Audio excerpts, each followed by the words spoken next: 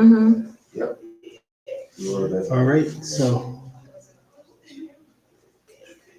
Oh, actually, you need to do this. So you're not gonna do the video.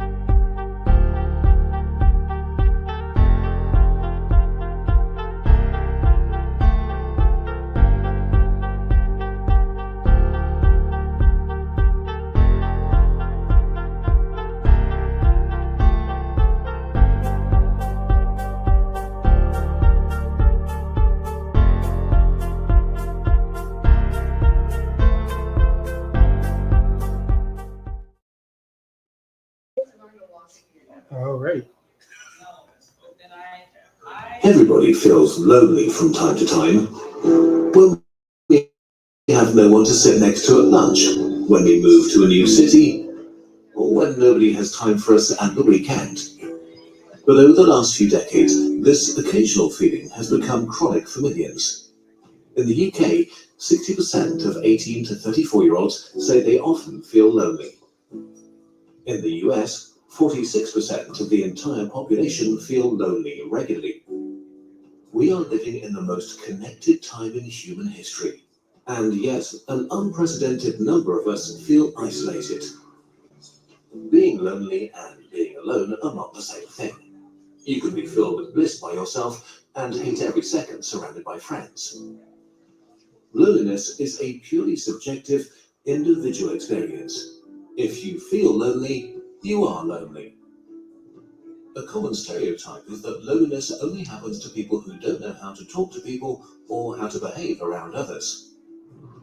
But population-based studies have shown that social skills make practically no difference for adults when it comes to social connections. Loneliness can affect everybody. Money, fame, power, beauty, social skills, a great personality. Nothing can protect you against loneliness because it's part of your biology.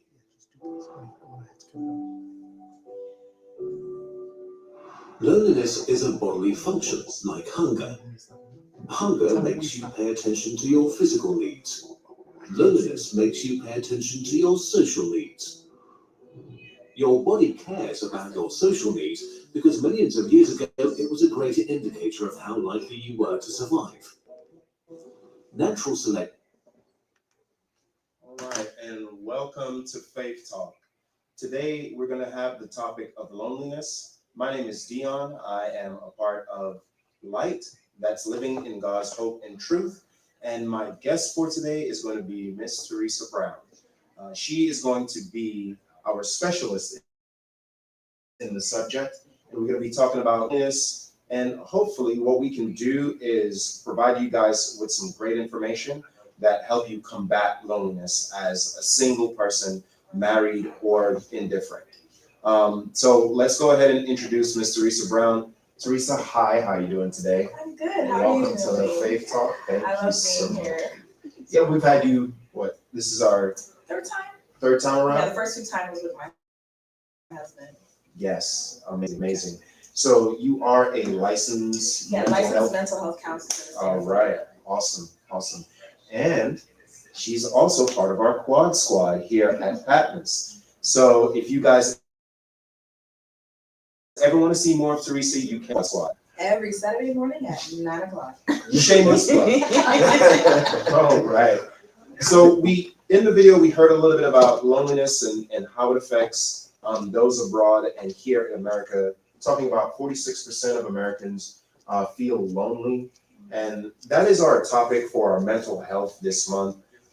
We wanted to see how we can combat that type of cycle in our lives and how we might be able to stop that cycle and then get back out into meaningful connections.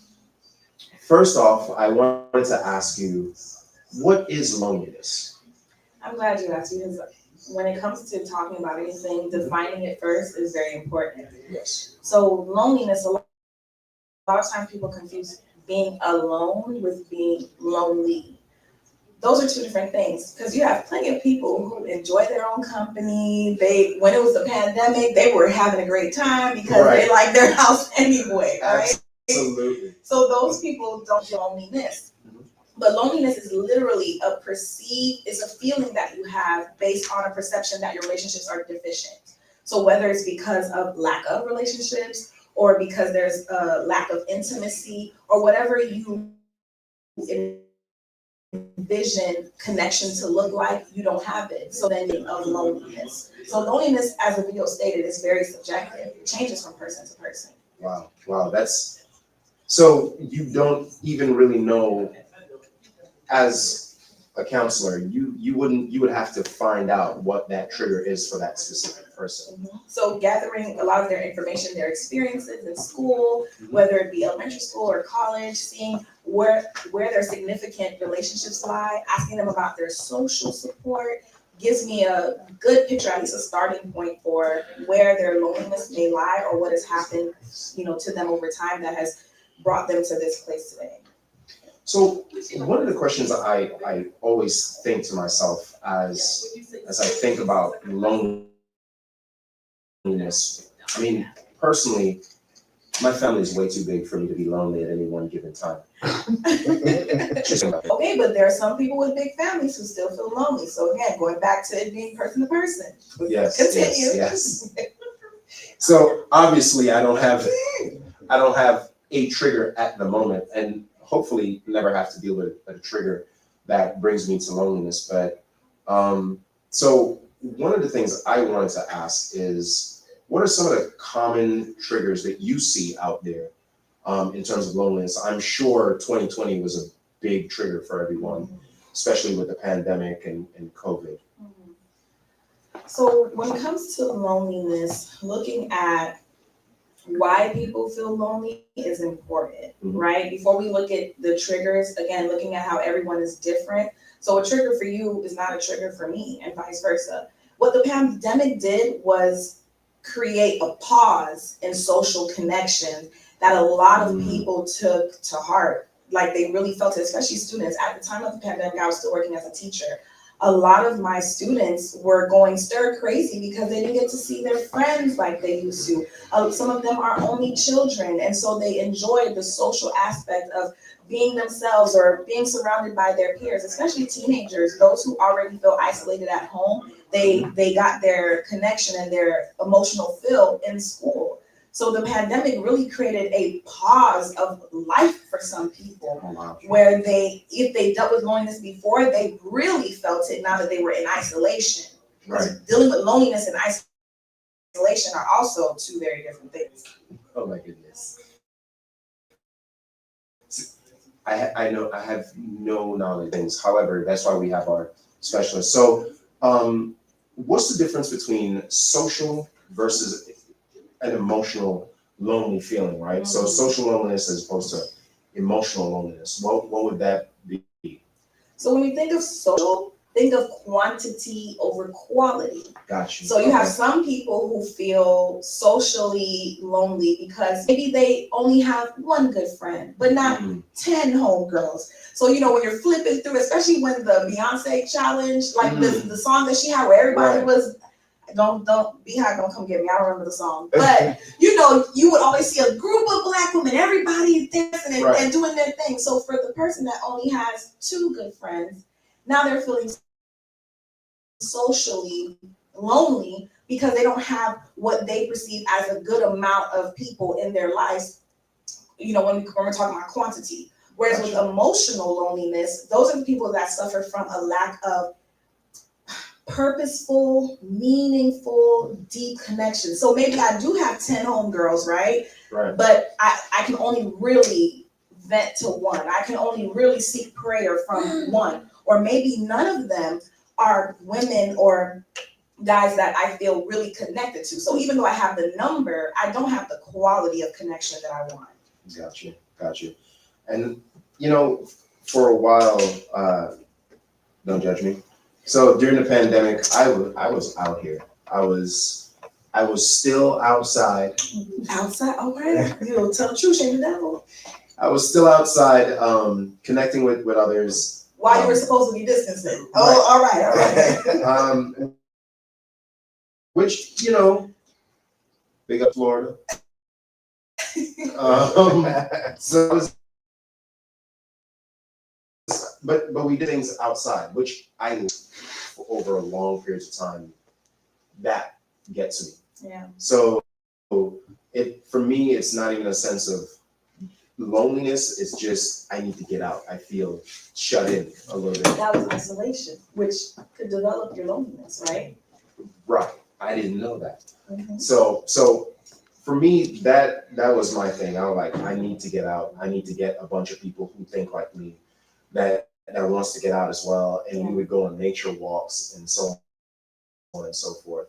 And then there are times when I just feel like, hey, I want this time to myself, and I grab my camera and I do some nature photography and stuff like that, which I was completely fine with. And that little time disconnecting from others was great for me. So I guess that is the difference between having a bunch of people as opposed to the emotional thing, right? Mhm. So yeah, that's pretty huge.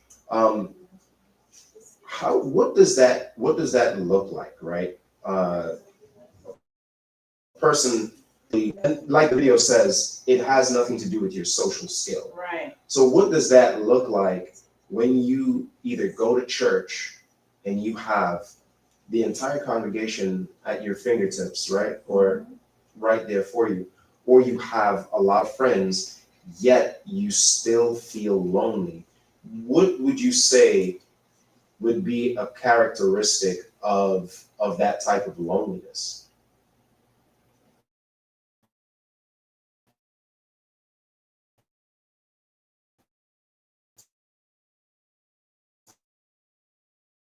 Of someone who may have a lot of, so you do have. Right. Expectations drive a lot of how we think, how we feel, what we expect, right? Right. And how we connect with people. Mhm. So if you have a lot of friends, okay, well then let's talk about what type of friends do you have? Okay. How do you feel about them? Because sometimes we do have people in our lives that are reachable, that are, able to pray with us and do all the things that we want, but there's still that little fear of rejection. Whether you have the number or not, whether you have the emotional connection or not, there's still sometimes that fear of rejection, fear of vulnerability that impedes our ability to connect on the deeper level that we're looking for. Gotcha. And honestly, I think that loneliness may lead into other mental health issues, right? What are the sliding scale like? How does it progress as you go along? Like, I know that you mentioned earlier that it's a cycle, when we had a conversation earlier. How does that progress, being stuck in that cycle? So when you find yourself, and just to clarify, isolation. So when we talk about isolation, we're talking about literally not having anyone around us, right? Mhm. Sometimes people look at isolation like it's totally a bad thing. When isolation is used properly, because even Christ isolated, he's like, okay, I love my disciples, Right. I love y'all, but I need to go on over here for a little bit, get some Right. clarity, okay? You're right. Some of us need, like when you said you had that time of isolation, to focus on other things, to, check in with yourself. Isolation is not inherently a bad thing, Gotcha. but being isolated for too long, especially if you're not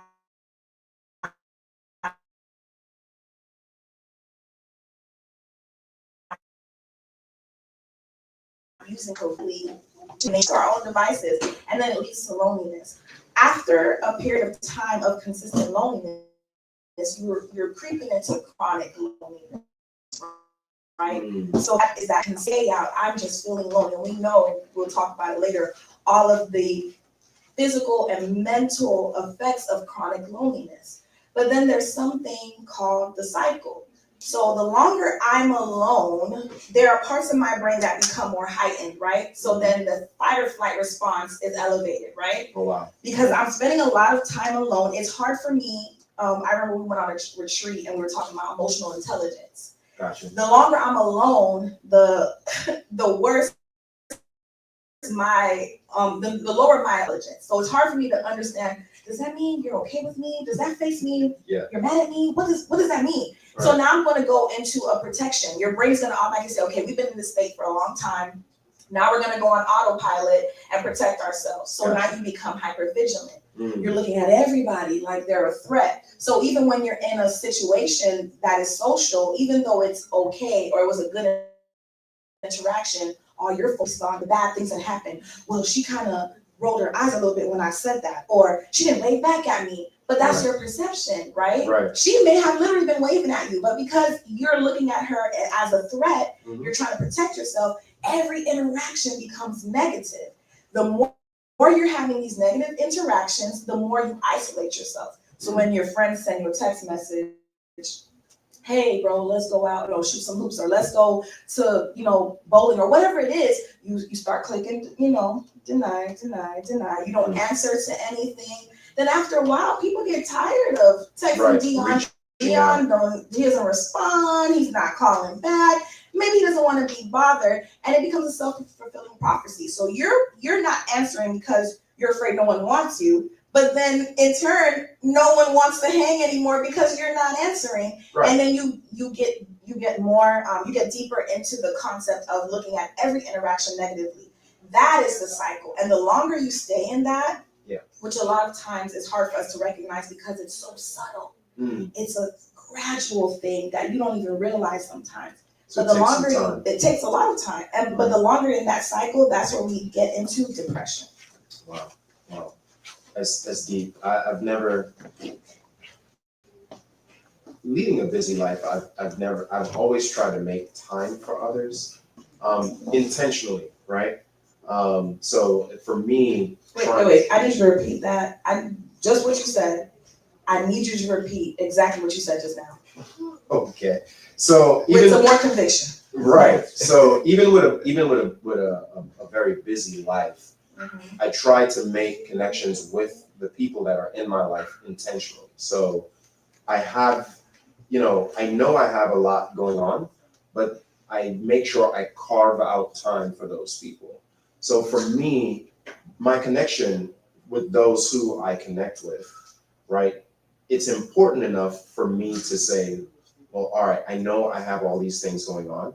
Let me kind of like setting up a date, right? But to my male friends, I just want you to know that it's not a bromance or anything. It's just, there's a lot going on.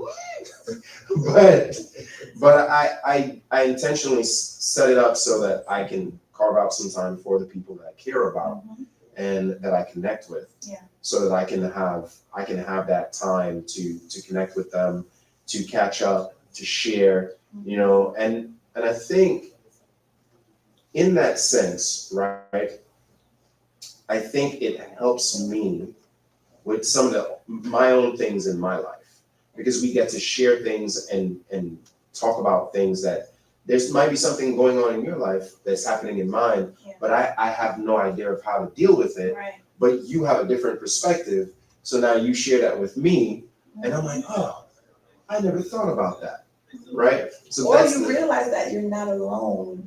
correct. A lot of times we go through things in marriage and singleness, with a new job and a new mom, and we don't reach out because we feel like, man, this must just be me. Until you talk to about 3 new wives, and you're like, they're all like this.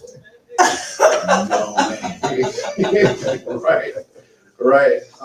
So with that being said, right, when we do, how much self-awareness is required for someone to kind of break that cycle? Where does it start? Where does breaking that cycle start, right? So the more we educate ourselves on what something looks like, the better we can identify signs of it in our own life. Mhm. If I don't know the signs of stroke or diabetes or what can lead to certain diseases, Mhm. then when I'm experiencing certain things, I could chuck it up to something else because I don't even know what that looks like or what are some of the signs. So when I go back to talking about the cycle of loneliness, right? We live in a society that has gone from community to independence. Mm. So when you're thinking about the hustle and bustle of life, getting that bag, right? Getting that promotion, getting that man, getting that woman, get. Right. One of the areas that we kind of put to the side is, I could call Keisha that.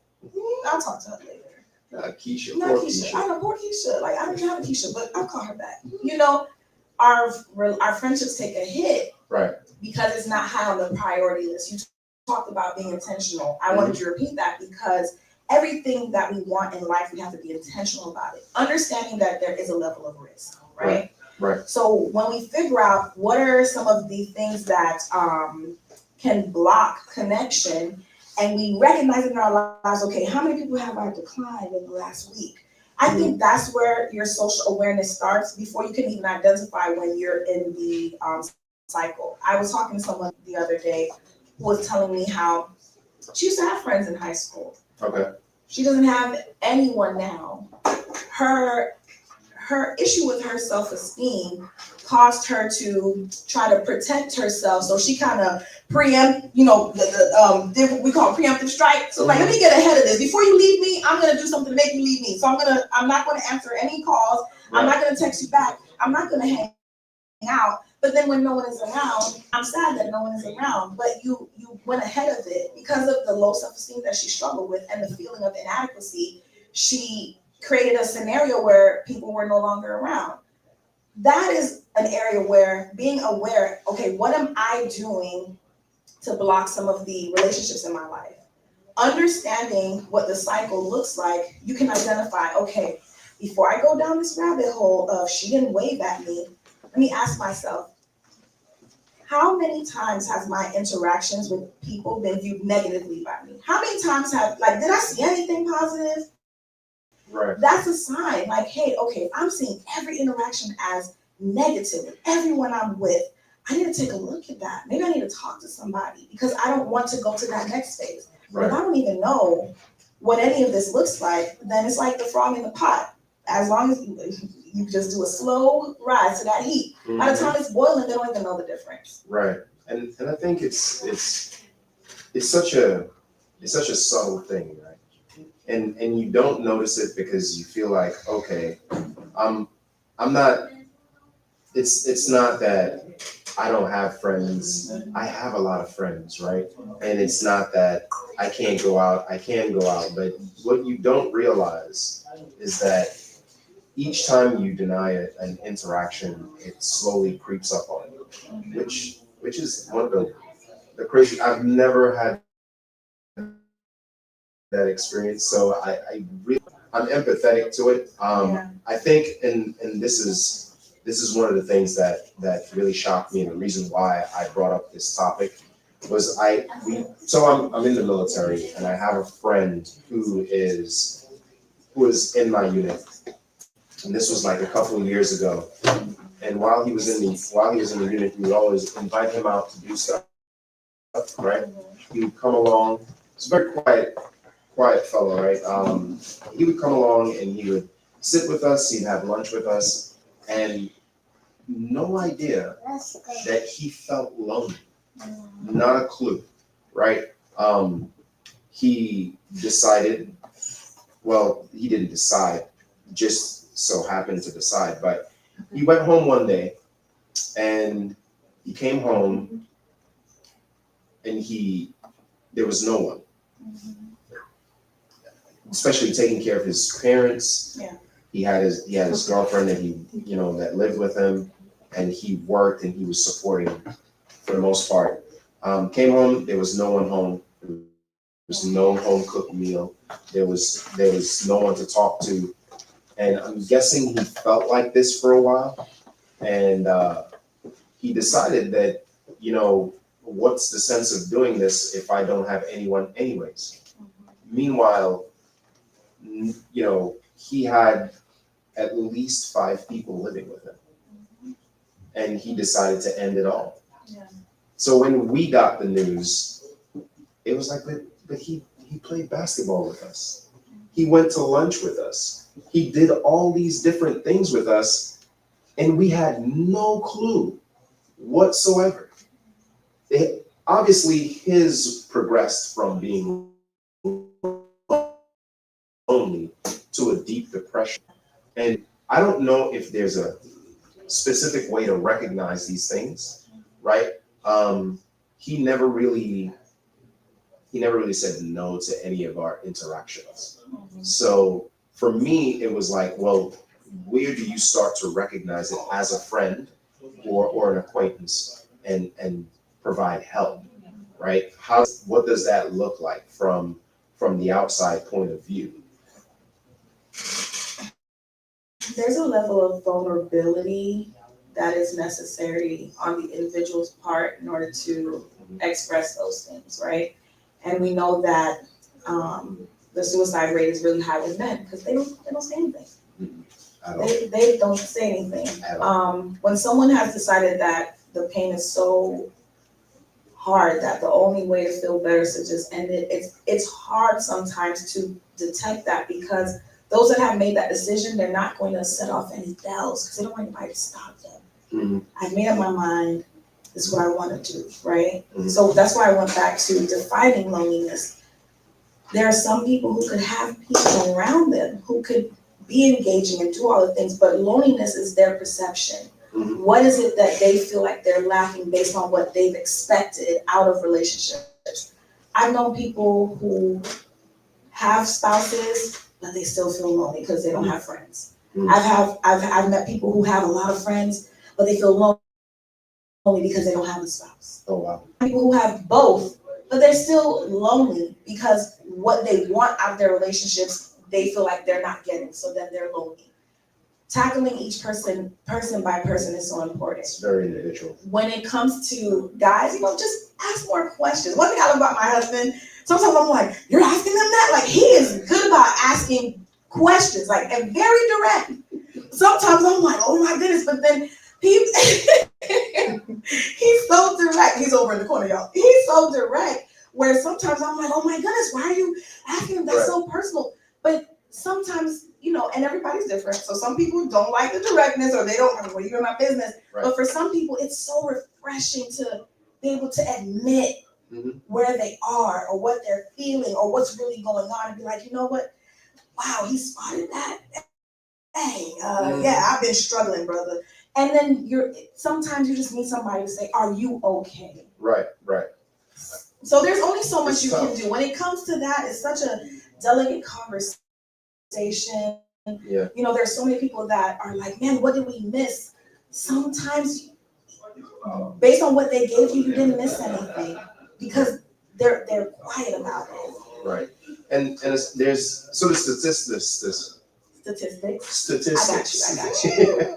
So the statistics does speak to men of color as well, right? Whereas women of color tend to have a lot of different things to kind of combat loneliness, kind of make them. When you said that, I'm sorry to interrupt, but I'm laughing because I remember going on my honeymoon with Jay, and we went to St. Thomas. We were on a boat. Neither of us can swim. Caribbean people, don't judge me, okay? I'm gonna learn one day. My mom's gonna be like, I tried to teach her. That child. So we decided, two people who don't know how to swim, we decided to go snorkeling. So, Oh, nice. Okay. Yeah. This nothing wrong here. we went on the boat, kind of like shallow end, put our little goggles on. They just kept sailing on, and I said, how far are we going? So when they stopped the boat, We're like in the middle of the ocean. Yep. It's like 20 feet deep, and they're like, okay, everybody, let's go. I said, go where? Where are we going? No, ma'am. So they gave us life vests, floaties, and it was shameful because there were some little kids there. They were like, I don't need all that. They were just swimming with their dads. Mind you, they did put on the vest because you had to. Right. But I had 3 of them pool noodles. I had the floaties on my arm. I had the vest. Look, I need to stay above water. I hear you. There was a group of women. There was a lot of us on this excursion. Jay went out first because, he wanted to show me, it's okay, babe. And one of the lifeguards, like the captains on the boat, was a young 18-year-old boy who, was like a fish. So he said, let me help you out, sir. He was like, this nigga, he ain't gonna do nothing to help me. Like, he's no thank you. So he just stayed on the side of the boat. When I decided to come down, there was a big family that was there. There was a group of women. I don't know if it was a girls' trip or something. They noticed that I was nervous and they said, hey, come, we'll help you. Don't worry. And I'm like, what? Mind you, they were guests on the boat. Right. And so I come downstairs and the lady grabs my hand and it's like 7 of us in a circle just holding hands. They're keeping me afloat, letting me look at the stingrays and everything. Here goes Jay. Where's my community? Where's my sister circle? What happened to me? Everybody was giving me the young boy, but my wife got a whole community. Right. You got everybody. So when you said that, it made me think of that experience. It's like, where's my sister circle? But I mean, it's how it I don't know whether it's a pride thing or whether it's something where we just like You all have too many codes. too many Man codes. Like everything, there's too many man codes. Like, oh, you can't do that. It's gonna make you look a certain way. Oh, you can't say that. Your kid's gonna. It's like everything's like, what is that? Too many codes. But where does so let me ask this, because more than one time in my life, it's a sink or swim situation for me, and each sink or swim situation, I had to grow in that moment. My father is a very big proponent of the sink or swim, right? So he'll throw you out there and say, figure it out. Figure it out, yeah. Right? What is it what have you seen as a man code specifically that causes us to go down that route? Like rules of how to be, even as simple as how close you can sit to another guy that you don't know. Like there's so many rules, because from my perspective, it looks like you all are trying to maintain this understanding that I'm a man, and whatever that means, this is just how I'm looking at it. Ladies out there, you can let me know what you think. But there are so many codes because you're not trying to be perceived a certain way to get my meaning. Mm-hmm. So you have to keep it at a certain, we don't do all that. Bromance, that term, I don't even know how old that is, but for some men, they don't even like to use the term bromance because it just, Yeah.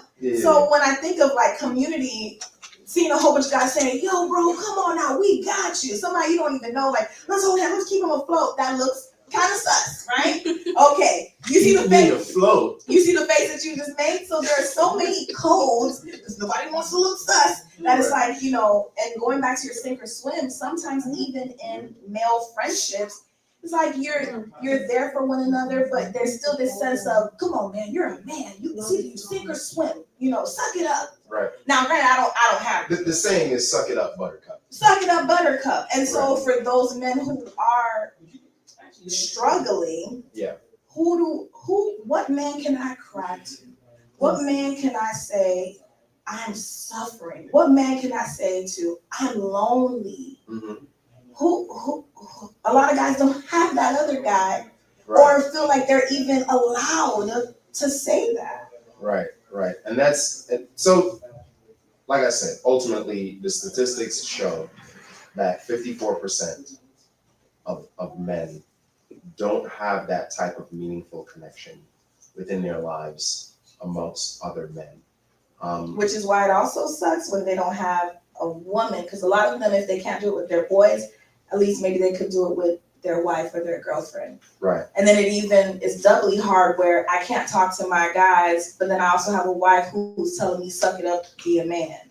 Right. But one of the big things too in that space, right? When you say they have a woman that they can go to, but then you have a woman who will probably look at you. If you're really struggling with something and you go to them, honestly, and they look at you like, be a man. Right. Like, what are you doing? Right? Nobody wants no soft, I'm crying all the time. He might be at a point where he really needs help. Yeah. But a lot of times it's kind of like, you're too emotional for me. Right? But then they want them to be emotional at the same time. Right. When it comes to their emotions. Right. So it's a conundrum in a sense, right? And it's hard to sometimes be open and vulnerable, like you said, that you have to be in terms of getting out of that cycle, it's hard to be open and vulnerable as a man Yeah. than it is for a woman. Yeah. So I applaud women all the time. I say, look, the network you have, y'all can take over countries. Some women out here have these type of networks that I'm like, yo, you don't want to mess with her. She got some friends. You're gonna be dead by tomorrow, and I can save you. Like, literally, don't mess with her. It's a bad thing, right? So that's Secret Service level. Like, I don't even know how y'all, like, sometimes you don't even see them communicate. It's just they know their friend comes over and you're like, how did you get here? You know what I mean? My husband is like, I'm still meeting her friends. It's been 5 years. I'm still meeting friends. Who are these people? Right. Right. Who are they? And that's a big thing, right? And you guys are more vulnerable in how you speak to each other, because for men, it's not as easy to kind of Too many codes. It's not as easy to just bare yourself like that, right? Yeah. Like drop all the different walls and say, this is who I am. Yeah. Right. So the statistics speak to that point, and mental health is growing, but literally, while it's like it grew like 30 something percent for women, it grew by 2% for men. Since 2019 to now. Yeah. 2% is wild to me. Yeah. Right? So That's the 2% that's talking. that's right. Right. 2%. However, I do have friends who are they're very open to me. And it was shocking to me at first. I nothing wrong with it, bro. I'm just saying it took me by surprise. I didn't know because I never shared that kind of stuff. That's not my level of understanding of brotherhood. Yeah. Didn't reach that level yet. But then when my friends started doing it more consistently with me, they were like, man, but you have it together, bro. That's why, I can talk to you, you give good advice. And I'm like, have it together, bro. I am just treading water out here. Yeah. If I was in the race, I'd be full strides in my, you know what I mean? Swimming on top of water. But and so little by little my fences came down and I was able to share. And I know this is veered a little bit off from the topic, but it's kind of where everything comes together, right? Because even Adam had God, the ultimate person, and even God said, let me give you a helper, right? So God was like, bro, I got you. Let me give you a helper. And we're not meant to do it alone. We can't do anything alone. If I could do things alone, I would have built my own house. I would have fixed my own electricity. When I had issues, I would have remodeled my own home. I wouldn't. Whoop. Like I'm saying, people. Don't let it be. Well, I'm saying we need each other. We need. I mean, even DoorDash drivers, they are essential. I'm just saying we need people. Right. So when God says not good for man to be alone, me personally, I want to extend it. It's not just you need a woman, you need a man. We need each other. Right. And I think that goes all the way back to how we had community in the house, right? Community was, especially for single folks, and being that this is a light event, Living God's Hope and Truth. Hope you guys like the new name for singles ministry. It is when we do live in God's hope, having hope is big. Yeah. And truth is another big part of that. So it is essential for hope to exist, because when we don't have hope, that's when we start to spiral, right? And I know for me, I don't see her, but for me, it's wake up every morning, prayer, taking time to be with God, Yeah. and asking God every day to help me with the things that I'm weak in. Yeah. Right? And then having devotional and maybe praying again, which is a second prayer. Right, a little bit of A worship. little bit of worship. Never Right. everybody. And the great thing about being Adventist, highlighting Adventist, is that a lot of the men are very emotionally intelligent. And I find that to be true for Adventist men to a degree. Now, there are some people that would disagree. To a degree.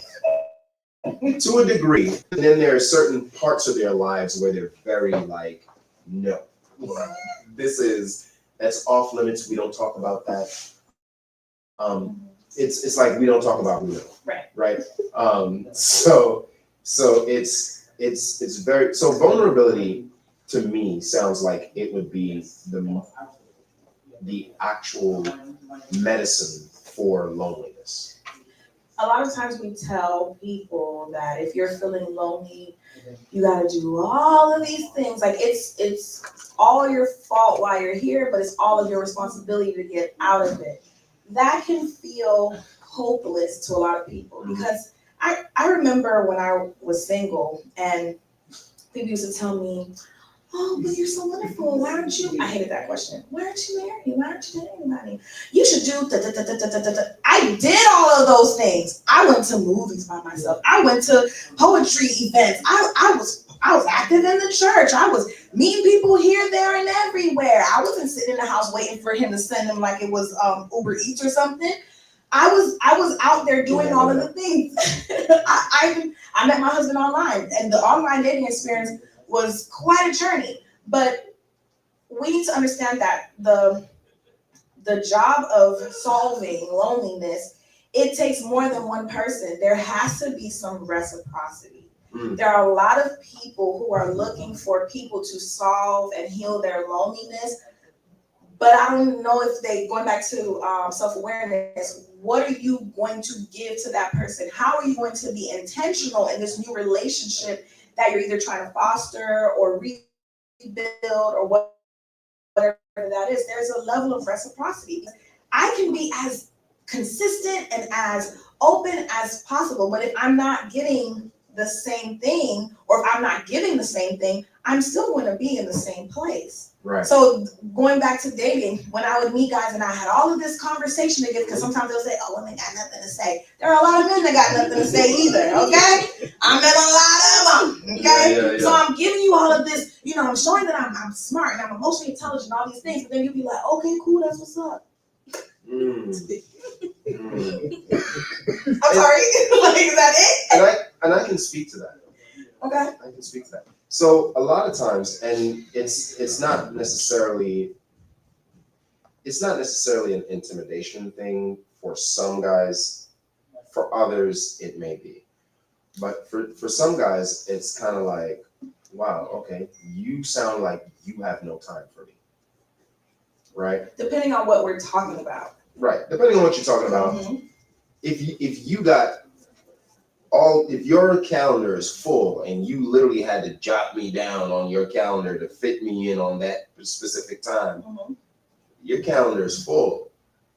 You may have time for me on this day, but when would you ever have time for me again? But we're talking about reciprocity, right? So if I'm giving you time and attention, going back to just basic conversation, and I'm talking specifically to people I met online, you don't know what my calendar is. We literally just matched. Right. So if I'm giving you conversation and you're coming back with 1 or 2 word answers, there's no reciprocity here. So there's no sustainability. It's the same thing when I'm going to make friends. I can invite you to several coffee dates, but if the only time we hang out is when I call you, there's no reciprocity. So therefore, nothing is going to build from this until the other person does an action. So healing the loneliness, and there are different kinds of loneliness, because there's some loneliness that only God can fix. We haven't gotten there. Right. But just your basic, I don't have anybody, I'm lacking connections, it takes 2 or more people to fix that. And they need to reciprocate.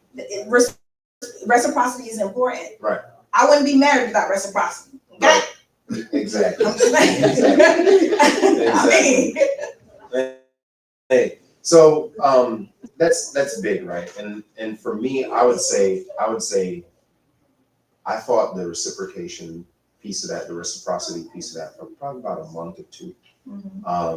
You talking about your friends, you talking about your wife. What's going on? That's Okay, we're just gonna keep going. don't do me like this. Not on TV. Because you the one that got real low. I Hey, didn't know what I'm just trying to tell you. Not right now.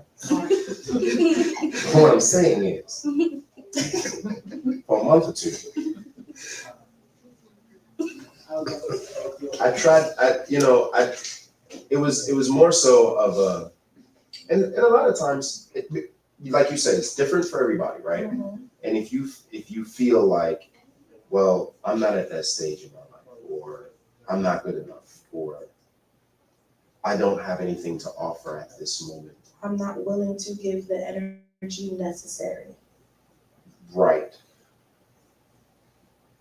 But one of the things that changed that was the intentional vulnerability of the person to say, hey, I'm trying to connect with you, and this is what's going on, and this is what I'm telling you right now. This is me being 100% truthful and vulnerable with you. Mhm.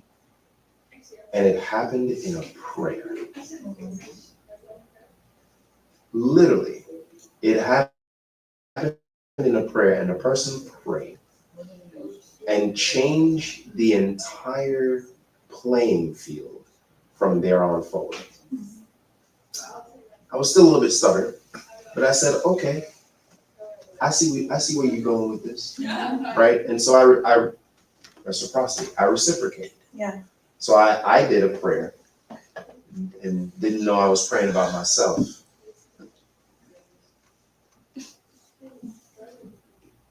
Focus. But it's okay. But it's okay. So I ended up praying about myself. Thanks. And that's how it opened up. But like you said, reciprocity was a process that we had to go through. Yeah. Which opened up everything and made things start to progress. And I brought that up because I wanted to encourage Mhm. those people, those of you who are trying to find friends or trying to find a significant other, because sometimes it just feels, you just get defeated Mhm. because everyone keeps telling you what to do. But let's be real. The world has gotten a lot more selfish. And the effects, like the way loneliness is set up today has a lot to do with hyper independence. We have moved people from a community mindset Mhm. to all about you. I remember meeting a young couple, like mind you, I was in my early 20s, but they were married already 4 years, but they were also in their early 20s. And I'm like I started, y'all got married how old? I was at a conference in When did you Texas. start? I was at a conference in Texas like a decade ago. Mhm. And I remember the guy saying to me, oh no, I don't do Florida. Y'all are real selfish over there. Everything is about money, money, money, money, money. Mm. So I started thinking, man, maybe I need to go, to the South, but the South came to me. Amen. And that was even back then, but there are a lot of us, with the rise of social media, and social media is not all bad. There are a lot of negative things about social media, but social media is not all bad. We've gained a lot from social media, but the effects of social media is that it continued to push forward the hyper independence. It's about getting your bag, doing your thing, being whatever it is, that we have gone away from caring about people. Right. There's no reward for volunteering or for caring about the person next to us. We see what's going on just worldwide because people don't care about lonely people looking for somebody to care about them, but then they're struggling to care about other people because nobody's caring about them. Man, that sounds complicated, by the way. So you brought up social media. That's one of the other things I wanted to talk about. Social media has I mean, we know that TikTok went through its thing, Man. and people went through withdrawal. I mean, boo-hooing. Boo-hoo withdrawal, right? And a lot of people always say, you know, but you learn so much from TikTok. I learned this from TikTok. I learned that from I made a TikTok. blanket from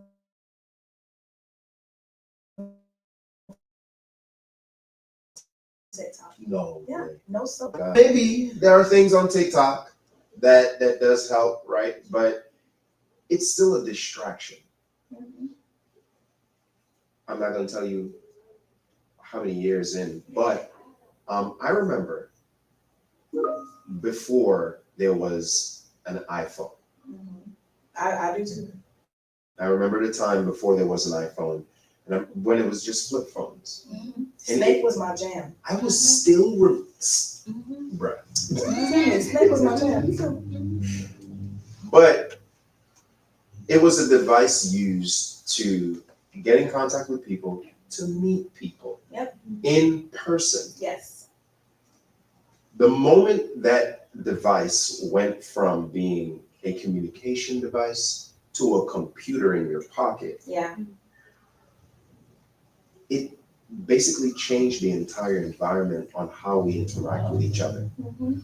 So now people are more so the instant gratification of likes and these fluff words that we use in their comments and or hitting someone up in their DMs as to say, oh look, I have somebody all the way from California hitting me up in my DM. Direct message for those of us that don't have an IG, Instagram. Yeah.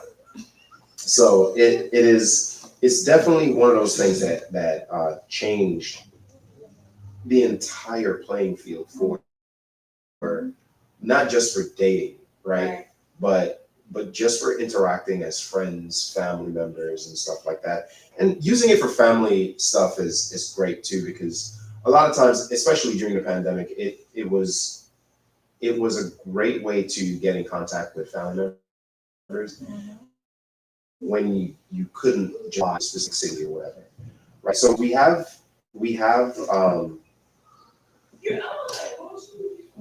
a lot of ways to distract ourselves from each other. Because we're not only talking about TikTok, but we're talking about Facebook. We're talking about Instagram, Snapchat, Twitter, right? What's the other one it's like is it Snapchat? The 30-second video and then it disappears? Snapchat. Right. So what I'm going to do now is I'm going to go ahead and open it up to our folks to see if there's any questions that you guys may have about loneliness or anything that you wanted to know while we have our professional here. Any questions for Teresa at this time? Maybe online questions, moderator? No, so no online questions currently. Any questions pertaining to how we can combat loneliness? Yes, can you give us, sure, 5 tips? There you go. Oh, no. Yes, yes. Yes. Can you give us 5 tips on how to deal with loneliness? Thank you. Thank you so much. 5 tips on dealing with loneliness. If you're experiencing chronic loneliness, please seek some kind of support, whether it's reconnecting with old friends, contacting your church if you're a part of one, or getting a counselor. Therapy is self-care, and sometimes you need a different perspective. So for those dealing with chronic loneliness, or if you're just feeling down consistently, seek professional help. Which goes into the next tip of getting a support group. Really do an inventory of your life. Because I remember when I was going through something one time and I thought to myself, who do I call about this? Right. Mind you, I have a roster of people I can call outside of my husband, right? But in that moment, I felt like I could call nobody. Who might judge me? Who have I repeated this to? You know, there's so many things that go through your mind. And I remember, you know, when Jay came home, he said, who did you talk to? Even if it's about us, you need support side, how you flesh out your feelings. Because by the time I got married, all my friends were having kids. So I was like, man, I'm still behind. Like, so it's like, so I'm like, I'm still trying to catch up.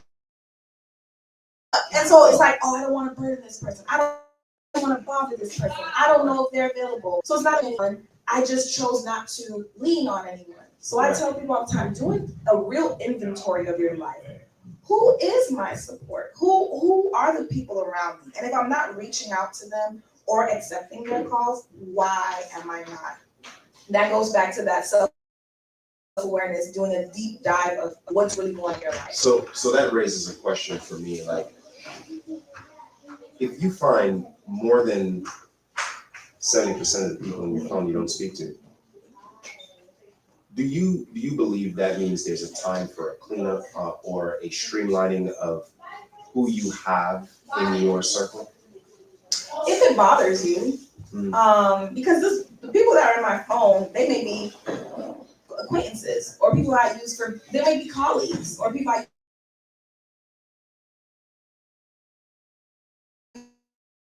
use for connection.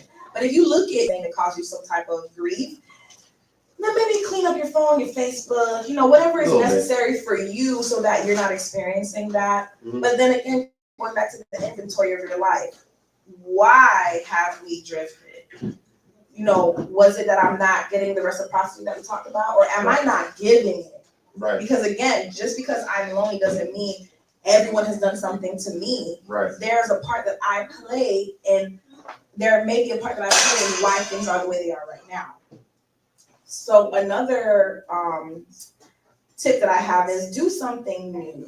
When I was single, even with having friends, everyone can't just be available at my beck and call every time I want to talk or I'm feeling some kind of way or if I want to go to the movies. Right. Do something different. I remember going to movies by myself. I remember walking the mall by myself. I got a dog, and I know this sounds kind of funny, especially for our people. Sometimes they're like, I don't need no dog in my house. But there are a lot of research connected with having a pet. Like when I had my little dog, my little Winnie, like she felt like another person in the house. What's her name? Winnie, her name is Winnie, like the poo. One of my friends, she said, don't tell nobody that, it's Black History Month, say Winnie like Mandela. Oh, I wow. was like, I named her after the poo. But she felt like another person in the house. So a lot of my attention was towards her. We would play. Like there's a lot of research connected to pets and people, especially those dealing with loneliness. Right. So get out, do something different. Take a risk, even if it's by yourself, and start small. Maybe your first step is going to Chipotle and actually sitting down and eating while you're there. Then maybe you can move up to a bigger restaurant, but get out and do something new. Volunteering also has a big effect, a positive effect on people who are dealing with loneliness. Sometimes you don't necessarily need your person, but you need to be around people. So going out and volunteering, helping the needy, being around kids, whatever it is, just surround yourself by people. Right. Because you'll get the same positive effect as if you gave a new friend. Gotcha. And the last tip I would say for those, because we talked earlier about those who struggle with loneliness in their marriages, right? Yes. Now there can be a lot of reasons why you may feel lonely in your marriage. Maybe your spouse is not giving you attention or whatever the case may be, but there are some people who, and I've spoken to them, where they feel like it is the other person's responsibility. Like their mood is dependent on the other person. Right. If he's loving on me, I'm happy. If he's not around, I'm sad. If I'm mad at him, it's his job to make me feel better, even though I'm mad at him. When you make people your source of joy, you're in a very dangerous place. So having good relationships, having a good husband, but you still have all these expectations and you're feeling lonely, I'm going to need you to seek God, because there might be a spiritual breakdown that's going on with why you're still feeling lonely, even though you have meaningful relationships. Gotcha. But did that get your question? Excellent answers. Oh my goodness. Yes, because that was one of the things that was coming up was for people who are in a marriage or in a relationship, how do you deal with maybe one person who's like, clingy and they want to be, they're lonely, but then the other person's like, hey, but I need to Like, so one person is not the same level with this whole loneliness spectrum. Okay, Mhm. okay. Expectations are so important. I tell people all the time, when you're dating, talk about marriage expectations. A lot of people spend a little too much time worshiping and not talking. Like, there's so much that needs to be discussed before you get married. What do we want to do about in-laws? Where do we want to live? How are we splitting bills? But how are we going to be socially? Right. My husband knew I'm a social butterfly. And I remember one thing, because we all have that homegirl who nobody can stand their man because she can't go nowhere unless he's coming. Well, you're not invited anymore. I never wanted that situation. And Granted, Jay was not like that, but that was something I even discussed. I'm like, hey, this is how I see social interaction with us. I would love to, this is how I want to see us together. This is how I would like to see, and he would talk about his expectations too. But a lot of times we fail to talk about what is it that you see and what is going to work for both of us. And again, if you're looking for people to be your joy, that is a problem, because because God forbid if something happens to those people you care about, what are you going to do then? When it's just now you and God because of life circumstances. We have to be able to have our joy within ourselves and not rely. Now, can people enhance it? Yes. Can you feel more secure? Yes. But security starts within me before I even enter that situation. And happiness starts within me before I enter that situation. I mean, that's big, right? So my idea of being a part of a network is I can't just be a part. I have to bring something positive. I have to have a positive effect on that group, which still speaks to the reciprocity, right? Because if I'm not having a positive effect on your life, then what am I doing? Right? But a lot of people are not thinking like that. They're trying to think about what can I get, not what can I give. And that goes to friendships, that goes to relationships. There are many people, men and women, with a whole list of 50 things of what they want. But what's your 50 things of what you're giving? And they don't have the 50 things for giving. They just have the 50 things for receiving. Right. Exactly. We're going to take another question for you. Bring the mic to you, ma'am. Here you go. Hello, everyone. My name is Farah, and I'm a newly baptized. I think I get that. I'm going through it a lot. So I'm what you call a single wife. I don't know if you heard. I've heard a single wife. Wow. I'm sorry. I'm trying not to tear up. Absolutely fine. My question is, what do you do in a relationship where the other person is not reciprocate, is not communicating with you, is not doing the things you should do as a husband, and then you're praying and you're asking God, what I'm doing wrong? What can I do to make it better, or to have, please send me somebody else. Like, if it's not working, show me the way. And I just want some advice. That's all. Sure, of course. Thank you so much for sharing. Yeah, that is, and don't think that you're alone here. Oh no, you're not. Okay, you're not alone at all. That's what the devil wants you to know, wants you to believe, that you're alone in any situation that you're in, which is not at all. So first of all, thank you for being vulnerable in this space with us and sharing. And second of all, I have been there before, right? And honestly, it sucks.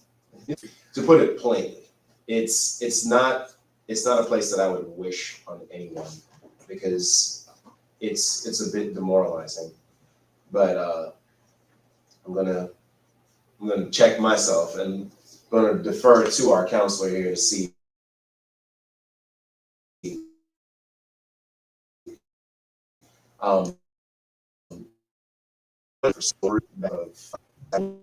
with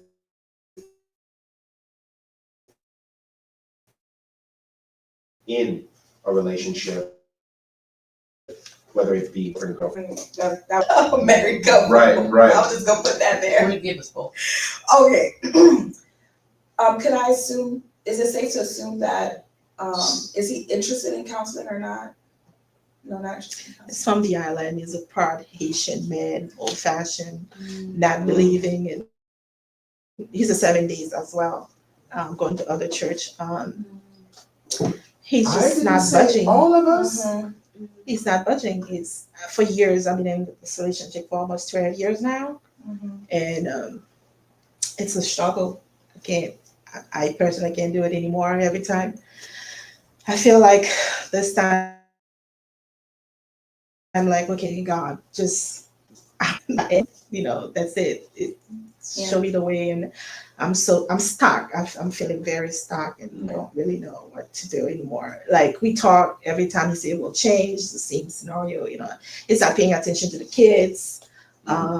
He just work, come home. That's it. We don't talk right now at all. In separate rooms, no communication whatsoever. He doesn't feel bad. Mm. When you're with someone who refuses to make a change, change. Get therapy for yourself, number one, to heal from what you're going through. As you continue to pray, you're going to improve yourself. So that in whatever, and plus I don't know you all as a couple, so I make a,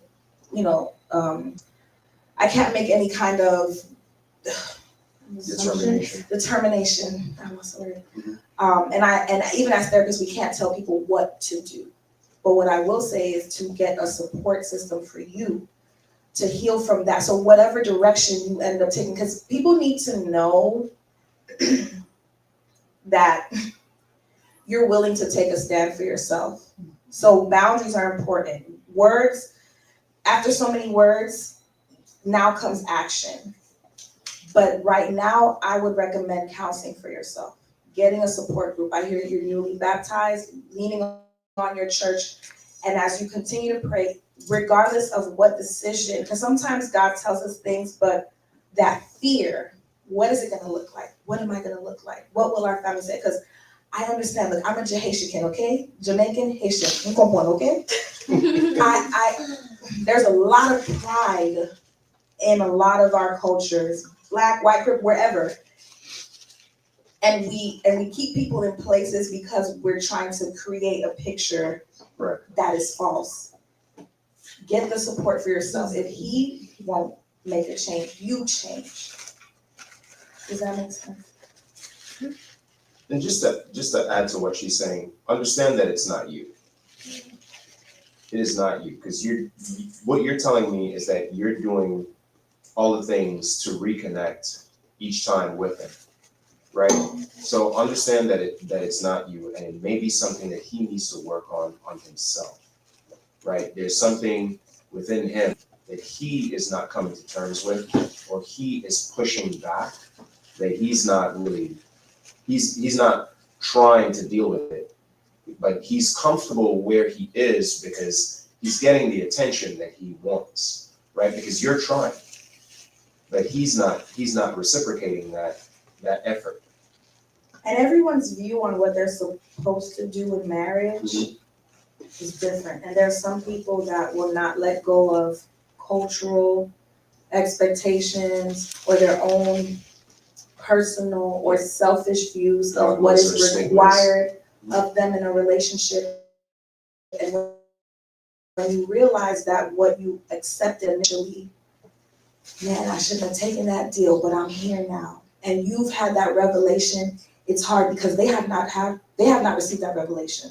They have not heard from God. So now it looks like you're just changing. Well, it was working before, now you even got baptized, you found the Lord, and now you're tripping. But I've always been unhappy. Right. Right. And self heal first. Yep. Heal you first. Right? I'm not the professional in this, but I went, don't do it the way I did it. First and foremost, I went from the relationship into boot camp, so don't do it the way I did. but it was something that I needed. The structure helped. The fact that it was more so a focus on me as opposed to the other person, right? So everything that I did every day of the 3 months that I was there was all about me and making sure that I know in my mind that I can do this, right? I can overcome anything that's placed in front of me. And as I overcome each evolution, it built my confidence in myself more and more as I went along. Now, I'm not telling you to go to boot camp. I'm not telling you to do that. But what I'm saying is that you may need to just go on a journey for yourself. Not necessarily saying that you need to leave your marriage either, because I don't know what exactly your marriage looks like, right? But that journey for yourself will help you build a confidence to kind of gain other connections that are meaningful, that will help you be more happy. And when you start changing, that person will see that change, and then they'll start recognizing, oh wow, there's a complete change here. What's going on? I graduated out of boot camp and I moved on to what we call MOS or A school, right? I went to A school and I got all these awards for different things, right?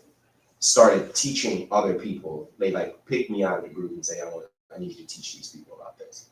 And started doing all this stuff because you lose a level of self-confidence in yourself when you feel like you're failing your marriage. Mm-hmm. But I regained self-confidence just by doing these things for myself.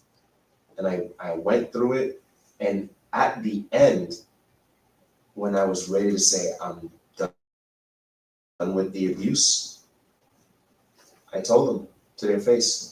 And they were willing to abuse someone else to try and now get back with me. And I said, no, thank you. This is not a healthy relationship. And it wasn't even that I was mad or upset with the person anymore. I literally told them, because I still love them at that point, right? And I literally told them, I want better for you. I think you need to figure out what it is that you want for your life, because I figured out mine. And in this moment, it does not include you, but I still have love for you, and I do want you to figure out what it is that you need. And until you figure that out, there's no way we can have a friendship or a relationship. They wanted to jump straight back into a relationship. I was like, well, you have to be my friend before I can do it. And they said, I don't want to be your friend. And I was like, then you don't want me. Because one of the biggest things in a long-lasting relationship is being able to be friends. If you can't be my friend, then I don't know what you want from me, right? Because I'm not going to be this handsome for the rest of my life. I'm not this, you know what I mean? All this is not going to hold it together at the age of 70. I mean, there is a thing called gravity. It will take over at some point. Nature cares not about how sexy I am. But Lord, oh Lord. right.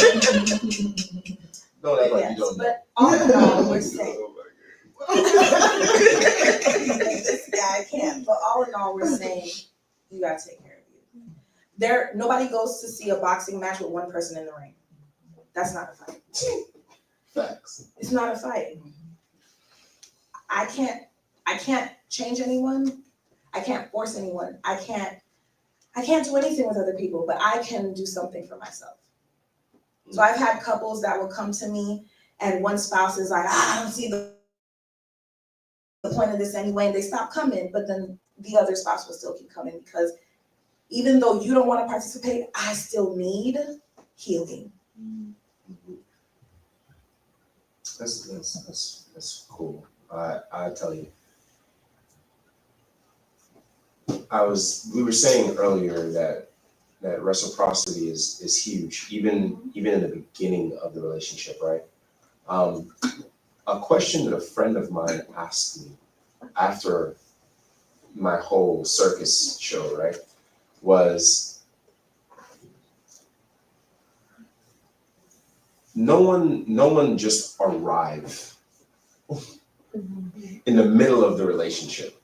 They don't just show up and say, "Ha, here I am," right? They've always been who they were. It may have been razzle dazzled up a little bit, but there's always something there that tells you exactly who they are. And he asked me, he says, "Did you see it? Did you know ahead of time? And did you just continue because you felt like this is the best that I'll ever have?" Right? And I had to take ownership. He held my feet to the fire and I couldn't stand it because I don't like being hot anyways.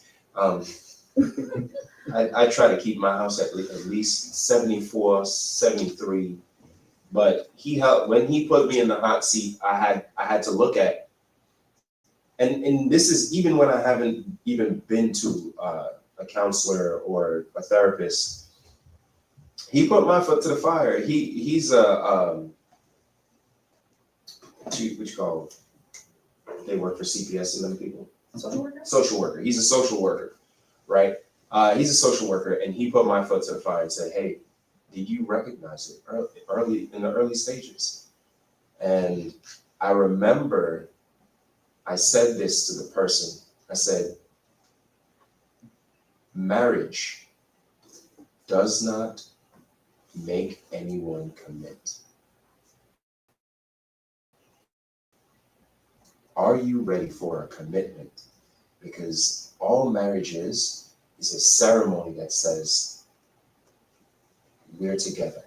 We're choosing to be together for the rest of our lives. But until you commit in here, and that commitment is not only being in the person's life, just being, right? It means that you have to intentionally work on that relationship day in, day out. Because it has to be a conscious effort. Otherwise, it's not going to work. And Moderator. yeah. So one of the major things for me is I had to come to terms with my decisions. Literally. He called me out. I didn't like it. I definitely didn't like it, but I had to come to terms with it. So back to what we were saying in terms of loneliness and mental health and how we got to that point.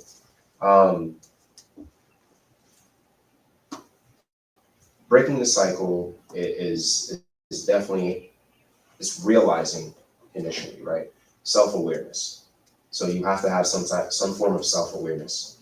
Also, And a form of acceptance. We all experience loneliness at some point in our life. Mhm.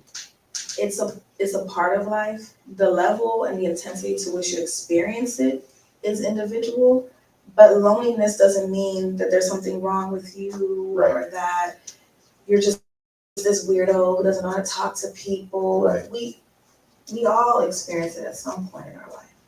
Mhm. And some of the drawbacks of loneliness, what are the many, I'm sure there's a myriad of them, but what are the many drawbacks of loneliness that tend to catch up with people and they don't even see it coming? Isolation, extreme isolation, depression.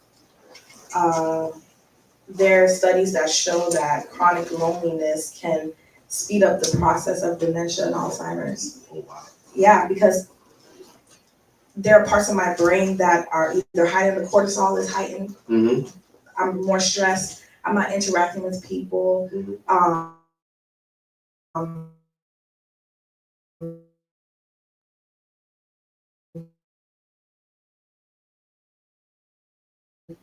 they elected it. So that has become more chronic over time. So paying attention, I would say focusing on how isolated are you. Right. When you talked about social media being a problem, yes, there are many deficits. You know, there's a lot of negativity when it comes to social media. But there are some people who they found their community on social media, going on lives and talking to people from wherever. Right. There are some people that have connected with people from all over the world, and they'll fly to go meet these people. So there has been a little bit of connection. Not like that, but there has been a little bit of connection that has come about because of social media. But we already know that there's a lot of negatives when it comes to social media, like comparison and things like that. Right. But paying attention to doing the inventory of your life, seeing how much you're isolating, if you're depressed, if you find yourself chronically sad, paying attention to those things. If you have more blah moments than productive moments, you need to pay attention to that. Right. What are some of the, I guess, some of the immediate things you can do to kind of, because I know you talk about the chemical effect that it has on your brain, and what are some of those things to kind of give your brain all the happy chemicals, right? So what are some things that you can do to kind of Volunteer. Get around people. Just do something outside of your routine. Don't stay in the house all day long, because we already know what happens when you don't have a lot of vitamin D. That also adds to depression. Sometimes you just need some sun. Like, get outside. Like, talk to somebody. Who have you not contacted lately? Call them. Because again, reciprocity. You have to do something. It's 100% of fixing it is not all on you, but you're at least 50%. Right. I tend to get quite a bit of sun. But I think another one of the things I used also, and correct me if I'm wrong, I used exercise. I use that tool like it's the sharpest tool in my toolbox. Yeah. I will go and I will walk maybe 3 miles. Some of us won't do it, but I know some people who won't. Or I will jog a mile and a half, do some push-ups, some squats. I'll go to the gym. Yes, taking care of yourself is important. Self-care. Doing things that you used to enjoy. You know, sometimes I'll ask people, "Where's your bliss?" And they go, "Everyone should know what brings them some kind of joy." Maybe a 14, 15 mile bike ride somewhere, just exploring. No. That's your joy. That's not my list. You're not gonna come with me? No. That's fine. I'll take that. You know, Lauren. Good enough. Right, taking your husband with me.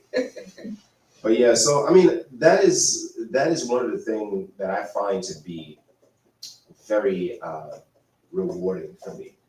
Right? If I go and I take a walk, now that I'm a part of a 4-dog family, I'm a part of their pack. I take them out early in the morning, walk with them at least a mile or two, usually 2 or 3. Getting a pet can help. Right, it does help. So if you see a friend who appears to be struggling, what are some ways to help them? Asking them what they need, right? Because I may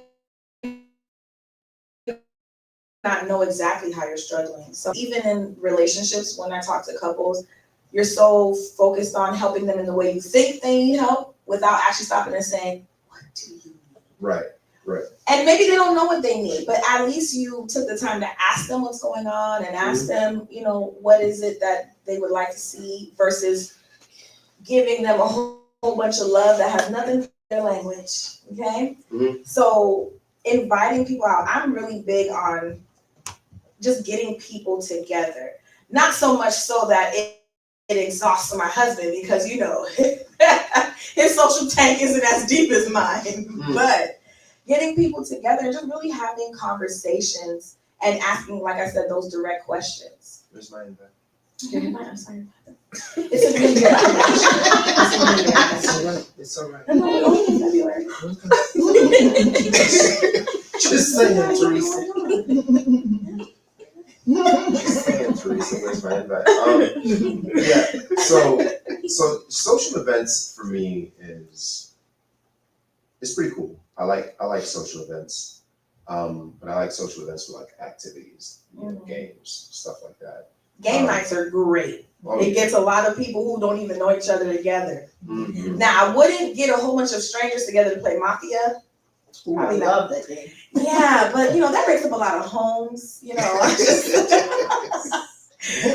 get really deep with Mafia. So I wouldn't get a whole bunch of strangers together to play Mafia. We're not gonna let her do that. We're not gonna strangers in your house playing a game called Mafia. What are we talking about? But I thoroughly appreciated this conversation. The reason being is that me being a person who never experienced loneliness before, it gives me an idea of what that level of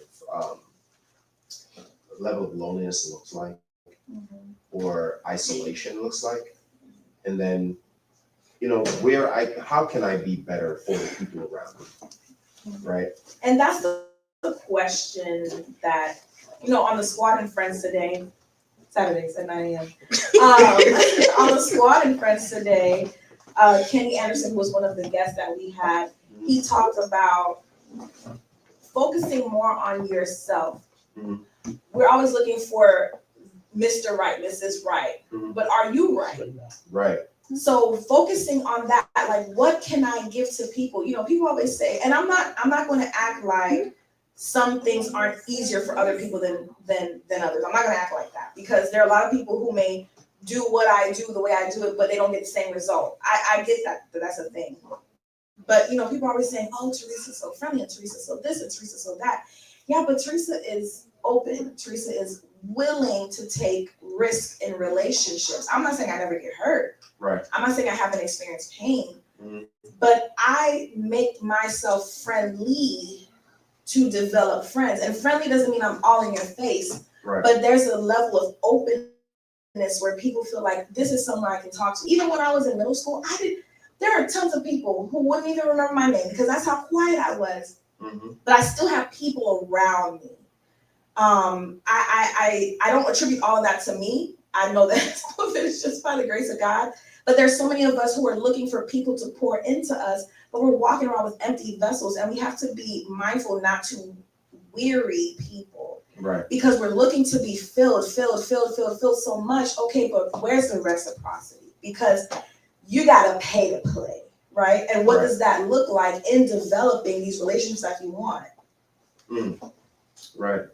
And I think one of the things that we hit on today is that sometimes, loneliness, you may have You may be on that cycle. induced it. And then the other part is sometimes that loneliness is an effect of the type of relationship that you're in, right? And the way the world is going. Right. So sometimes some of it is environmental. Mm-hmm. So there's two parts to it. I wanted to kind of physiological part of it, like how it shows up in a person and what it causes to their mental state, how their development. Because I know for older folks out there who are lonely, it has a dramatic effect on their brain. Mm-hmm. That's going to be a conversation for another time. I'm sure we can have you back and we can talk a little bit more about that. In terms of what it does for our elders, who sometimes we barely go and visit, right? So that's something that we can visit at another time. And we'll have Teresa back on Faith Talk to go over that information and kind of talk to that subject specifically. But don't forget, see Teresa on the Quad Squad. Squad and Friends. Squad and Friends because she be squatting out here, right? I listen to the Squatting Friends because they deal with not just some of the things that we're talking about now, but you guys look at current events. Where the Bible meets current events. Yes, where the Bible meets current events. And it's very interesting. It's very interesting. Sometimes I'm like, babe, why can't we watch the one that's like for this week so I can go and comment? Because I got a comment for the night. And she's like, I gotta catch up. I'm like, all right, babe, all right. Put that off. She says it, Mafia. That's why you can't play Mafia. She I gotta catch up. I don't trust you, but come sit over here like I see you, babe. Saving herself. Right. I just, but I'd like to thank everybody for coming out. This has been a discovery for me in terms of what loneliness can do to people. I even watched videos to prepare myself. I even watched videos on a Dr. Suzuki from New York, I think NYU, New York University. And she talked about all the physical things that happen in your brain. So that's big. And I wanted to touch upon that a little bit and how that affects someone's cognitive thinking. So yeah, really do appreciate you guys hanging out with us today. For those who can't see the folks who are asking the questions, we have a lovely group of people here who are asking questions and joining us on this conversation. But definitely join us once again on March 8th. So we're gonna have Faith Talk again on March 8th with Teresa and completing the mental health conversation on loneliness. Thank you so much for being out here with us on a Sabbath afternoon, spending time with us. If you'd like, come on in. Yeah. Come on into Patmos Chapel. You guys, we have enough seating for Plenty you of guys seating. to come out. Yes, plenty of seating. We do have space. It's comfortable seating too. These need plush seats. I think. Look at what I'm sitting. Amazing. So yeah, thank you so much, and we will see you guys March 8th. Peace.